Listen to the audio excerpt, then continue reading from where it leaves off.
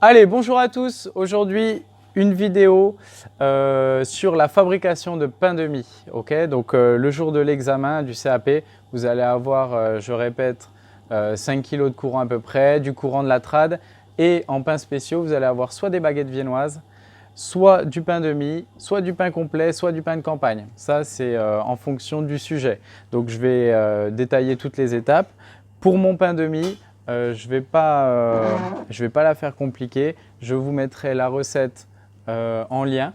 Et ça va être une recette assez simple avec donc, mon eau sur des batteurs d'1 kg. Je vais commencer par mettre mon liquide. Pour les ingrédients, ça va être un peu plus facile d'incorporation. Je mets mes œufs. Je mets un peu d'huile. Donc, comme j'explique souvent, chaque boulanger a ses techniques de travail, a ses recettes. Voilà, il ne faut pas se focaliser. Moi, je mets un peu d'huile, mais après, chacun fait comme il veut. Mon sel, tac, mon sucre.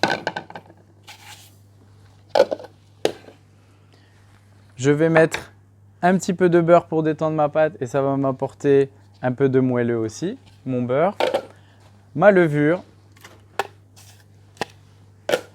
et de la farine.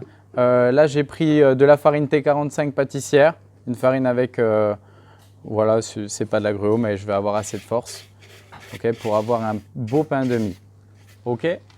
Tous mes ingrédients sont dans ma cuve de batteur et là, je vais partir sur un pétrissage standard. Donc, j'ai mis de l'eau bien froide et voilà, sur les pains de mie, viennoiseries, les pâtes avec du beurre, je vais pas avoir besoin de TB, une eau bien froide, ça me suffira. Mon crochet. Et je vais partir sur un pétrissage de 4 minutes en première vitesse, 6 minutes en deuxième et on voit le résultat tout de suite après.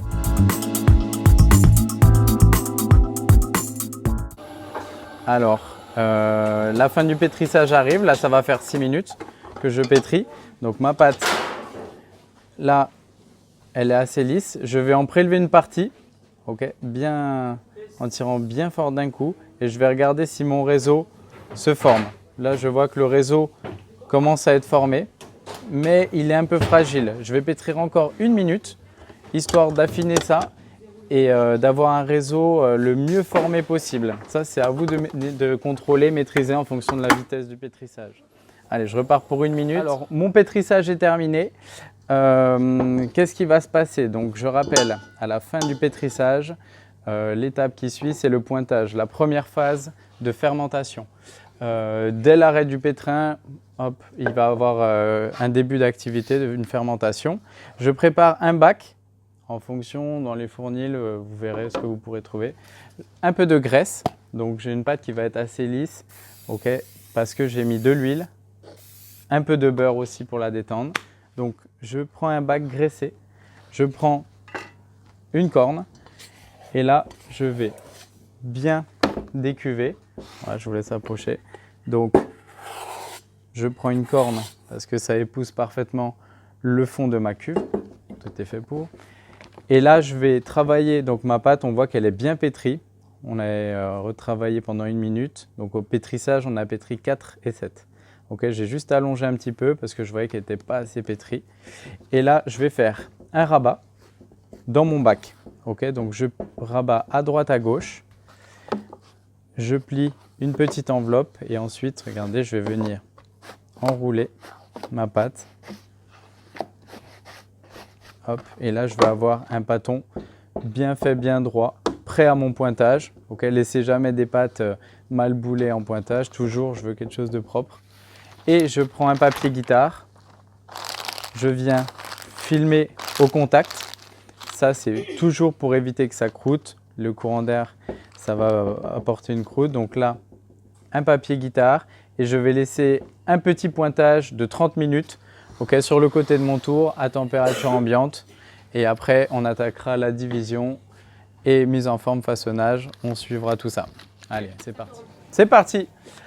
Alors, notre pointage est fini. On a laissé 30 minutes. 30 minutes, ça suffit. Okay.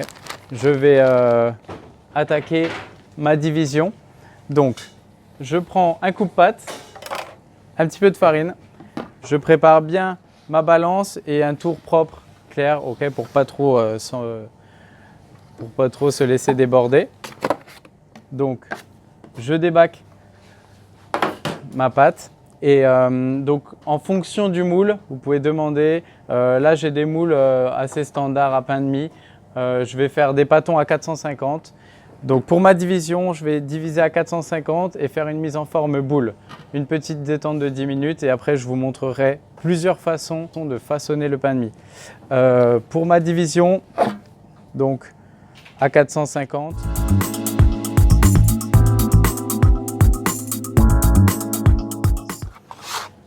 Pour ma mise en forme, un tout petit peu de farine. Hop, je fleure mon tour. Je viens bien rabattre ma pâte sur l'intérieur. Donc ça, c'est chaque boulanger a sa technique. Moi, je vous en montre une basique. Là, je viens bien faire travailler mes mains. Hop.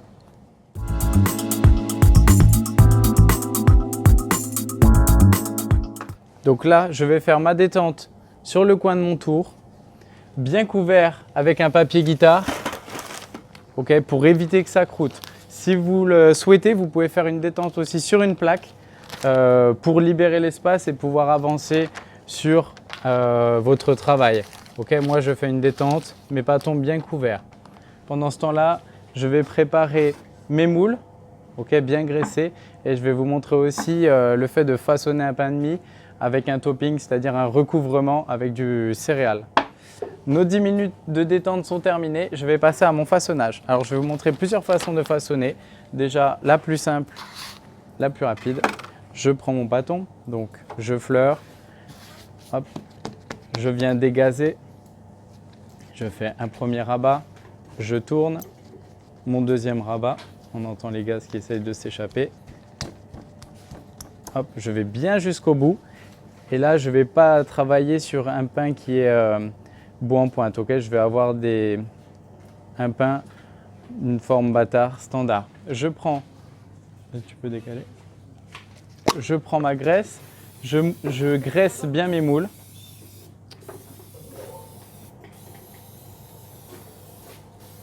Okay.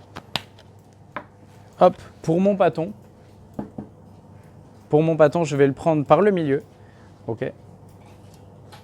Et je le dépose dans mon pain de mie. Hop, je viens appuyer un petit peu avec le dessus de mes doigts et mon pain de mie est fait. Ouais, la deuxième technique, je vais faire un pain de mie qu'on appelle twisté. Donc ça va être pour un pain de mie ouvert et là je vais vous montrer une technique pour un pain de mie qu'on va fermer avant la mise au four.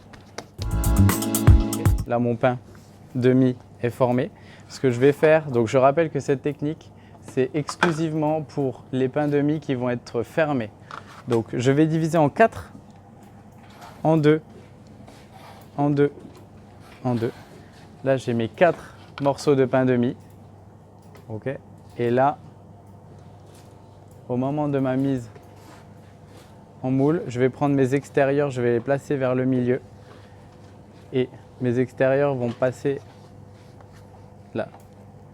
Et je viens appuyer avec le dessus de ma main. Okay, et là, ça va me permettre d'avoir un pain de mie rectangulaire, parfaitement rectangulaire, avec la pousse. Okay. Ensuite, quand mon pain de mie est terminé, je viens bien voir la soudure. Là, j'ai préparé préalablement un bac avec un petit papier absorbant et de l'eau. Et dans l'autre, des céréales. Mais ce topping, on peut le faire avec tout ce qu'on veut, des flocons d'avoine, peu importe. Je prends mon pain de mie, je viens tremper le dessus. Ouais. Tremper mon pain de mie dans les graines.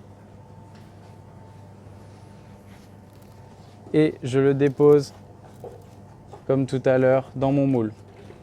Voilà. S'il n'y a rien d'imposé, je pense que c'est possible de faire aussi des pains de mie aux céréales en fonction des matières premières qui sont disponibles. Et voilà, le dernier, je vais le façonner normal. Donc là, je vais avoir mes 2 pains de mie ouverts. Pac. un pain de mie qui va être fermé et mon pain de mie topping céréales. Et là, je vais partir sur un après d'environ 1h15 dans une étuve à 30 degrés.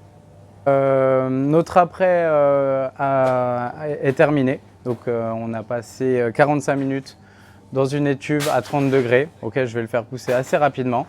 Sur un pain de mie, je vais l'avoir doré un petit peu.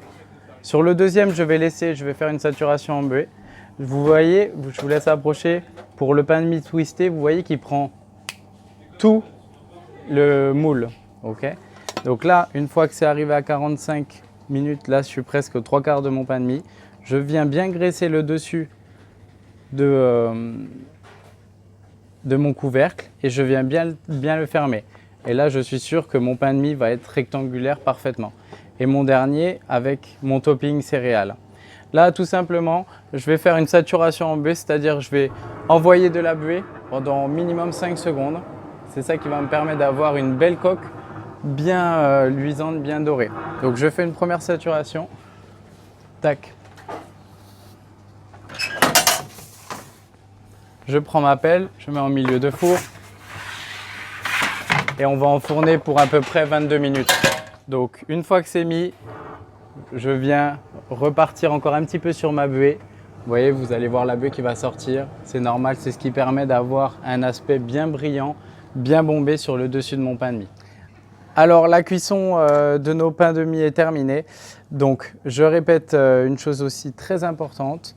Quand je termine la cuisson de mes pains de mie, dès la sortie du four, je les sors et je les laisse ressuer sur une grille. Ça, c'est très important. Si vous laissez votre pain de mie sorti de four dans vos moules, justement, en fait, le pain de mie va se gorger d'eau et après, il sera tout mou. Là, je les ai sortis, je les ai repassés 2-3 minutes pour les sécher au four.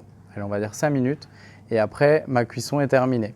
Donc, juste, je voulais faire une petite différence entre le pain de mie qui avait été doré. Okay, peut-être il est un tout petit peu plus lisse que celui qui n'avait pas été doré, mais ça, c'est pas flagrant. Donc, vous voyez que mon pain de mie qui a été twisté, celui que j'ai coupé en 4, vous avez vu qu'il épouse parfaitement la forme de mon moule. Okay, ça, c'est une technique qu'on va retrouver chez les Indus. Il y en a beaucoup qui travaillent comme ça. Et mon pain de mie avec un topping, ça, c'est à voir si vous souhaitez mettre un petit topping céréales par-dessus. Voilà, ça, c'est pas un souci. Au niveau de la découpe, je vais vous montrer. Donc là, ce que je vais rechercher dans un pain de mie, ça ne va pas être un alvéolage. Okay, si je fais une tartine, je ne vais pas aimer qu'il y ait des alvéoles. Et je vais avoir une mie, bon là, ils sortent du four, qui va être assez spongieuse. Et voilà, une mie rebondie, ça, c'est ce qu'on va rechercher dans nos pains de mie. Donc voilà, j'espère que vous allez vous atteler à la fabrication de pain de mie et que tout se passera bien. Allez, à bientôt.